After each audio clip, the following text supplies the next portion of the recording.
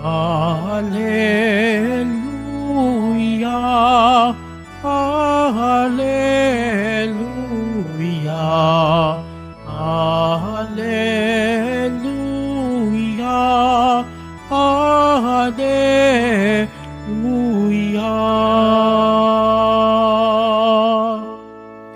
Panginoon, ituro mo na iyong landas ay sundin ko sa pagtahak sa totoo. Hallelujah, Hallelujah, Hallelujah, Hallelujah.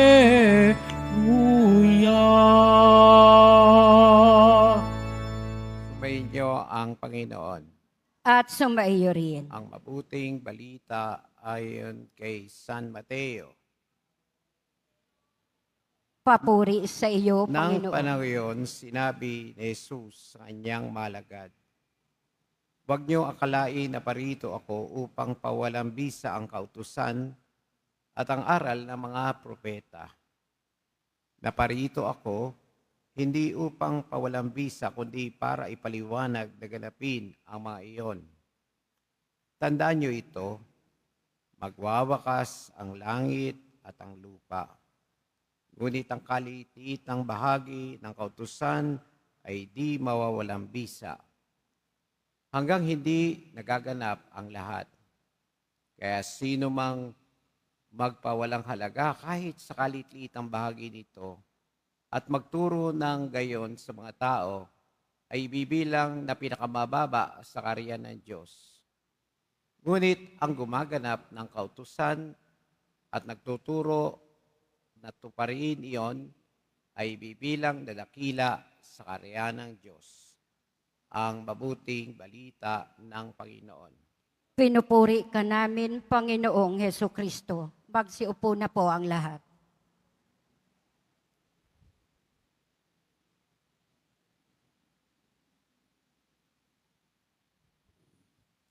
Isang magandang umaga po sa inyong lahat.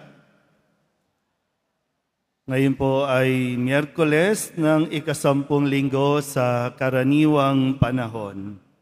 Madalas o kadalasan po, pag pumupunta tayo dito sa simbahan, lalo na dito sa dambana ng Poong Nazareno, marami tayong tanong sa Nazareno at ang sagot ay laging ibinibigay sa pamamagitan ng mga salita na ipinapahayag sa atin kapag binabasa ang unang pagbasa, Salmon Tugunan, lalo tigit sa Ebanghelyo.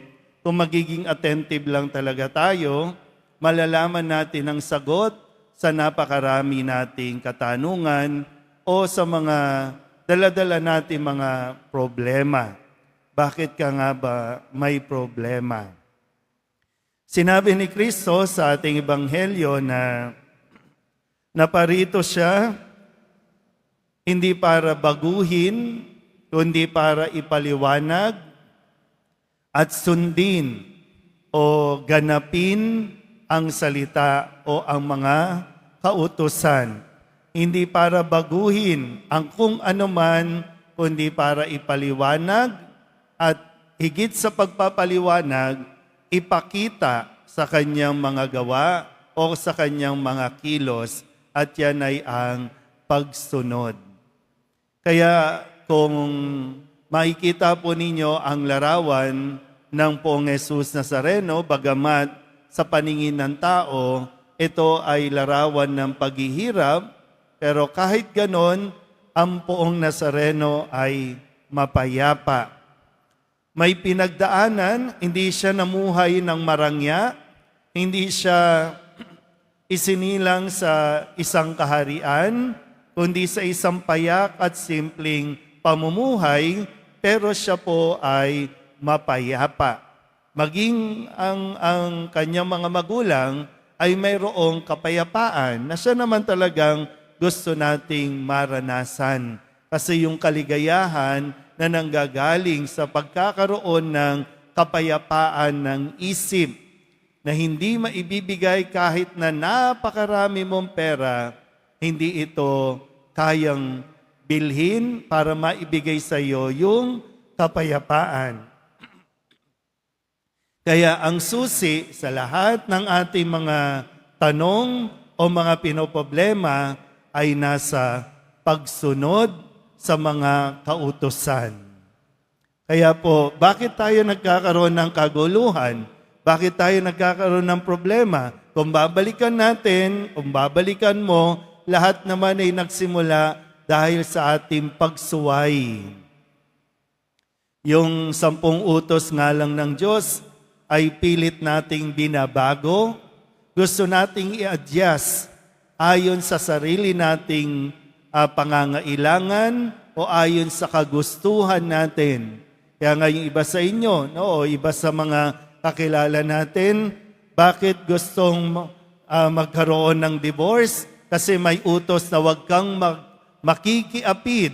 So para maging legal ang inyong pagsasama, gusto nating gumawa ng batas na kukontra sa batas na binigay ng Diyos. Kaya kung atin din pong mapapansin, bakit ang gulo-gulo ng Senado? Bakit ang gulo-gulo ng lipunan? Kasi ang dami nating sinusuway na batas.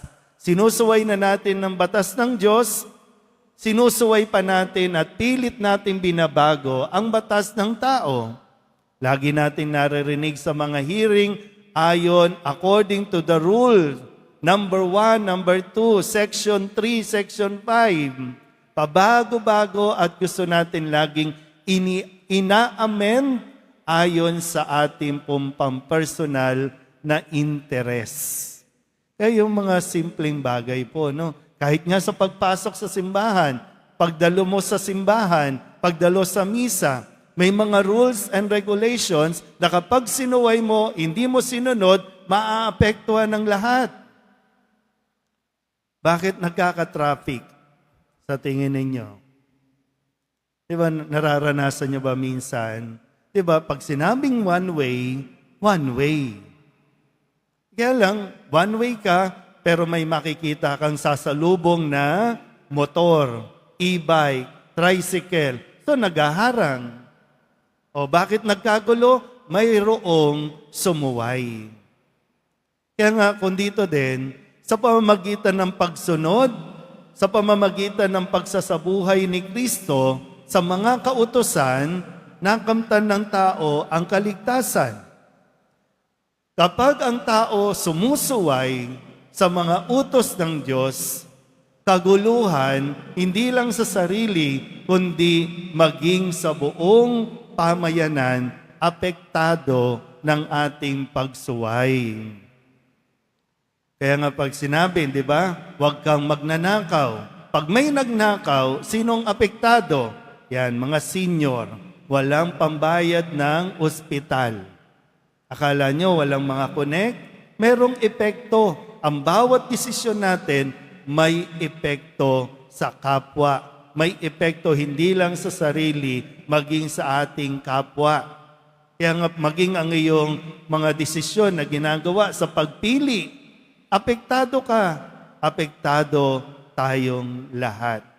Kaya nawa, mas tumingin tayo sa Poong Nazareno kung paanong ang Nazareno ay nagtuturo ng paanong sundin ang utos ng Diyos, nawa ganun din tayo. Pero sana po, no, yung paalala sa atin, kung hindi man natin sinusunod ang kautusan ng Diyos, huwag tayong magturo sa ibang tao na suwayin ang mga utos ng Diyos. Amen?